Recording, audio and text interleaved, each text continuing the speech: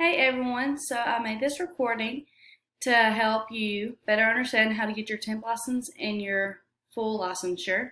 So the objectives of this video is after completing this assignment, students will be able to apply for a limited permit in Alabama, know the needed educational and national requirements, know the details of how to apply for licensure, and know which website to go to in order to schedule the test. So first we're going to cover the educational requirements for your certification. So first you must obtain an associate's degree in occupational therapy by completing the program, which must be accredited through the state of Alabama. You must complete your required fieldworks, which there are 4 of them. You have your 2 level A's, and then you have your 2 level B's, which last 8 weeks each. So once you complete your classes in the required fieldwork, then you must pass the NBCOT. So on the next slide, I'll be telling you how to schedule that and which website to go to. So you'll go to nbcot.org to schedule your certification exam. So first you'll go on there, you'll create your NBCOT account, and it's right there. As soon as you click on the website, you'll be able to see it. And then you'll schedule your exam date and the time. So another thing I seen on there was the certification exam handbook, and so I read that, and it gave a quick overview of how to set everything up and what to expect. The exam cost $515, but to reapply for the exam after your first time, it will cost $385. You must wait 30 days after taking the test the first time, but after that, you can take it as many times as you need to. You just have to wait the 30 days in between each time. The test is scored on a scale of 300 to 600, and you must have a 450 in order to pass.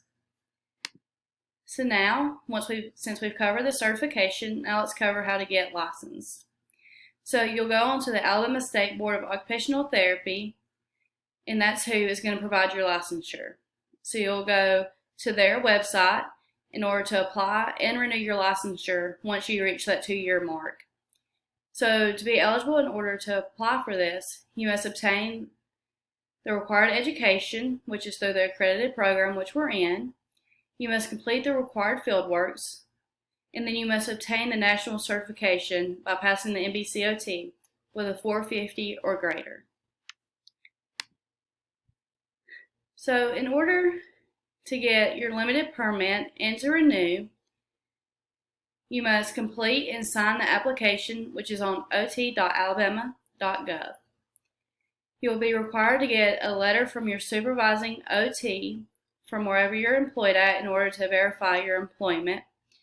Then you will require Ms. Smith to sign a letter of recommendation.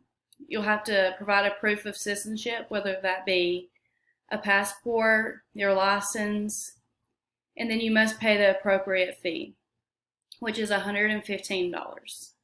So to renew your license, after 2 years, you'll go on to ot.alabama.gov again, and it'll take you to alabamainteractive.org.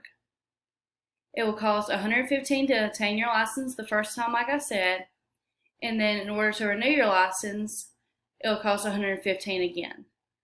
But in order to be able to renew your license, you must obtain the required CEUs, which is 20 for an OTA.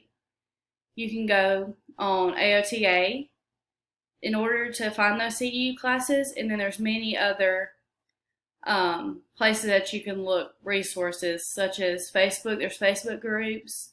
Sometimes your work will offer it, and then even Ms. Smith has post several chances to be able to get those. And you must renew those every 2 years. So that's the end of it. So I'm going to go back over what the objectives were. So since we went over it, we should now be able to apply for our limited permit. We should know what's required of us in order to obtain our licensure and certification, such as our educational and national requirements. We must know the details of how to apply for licensure, and then we'll know which website to go to in order to schedule our tests and to get our licensure and renew. Thank you.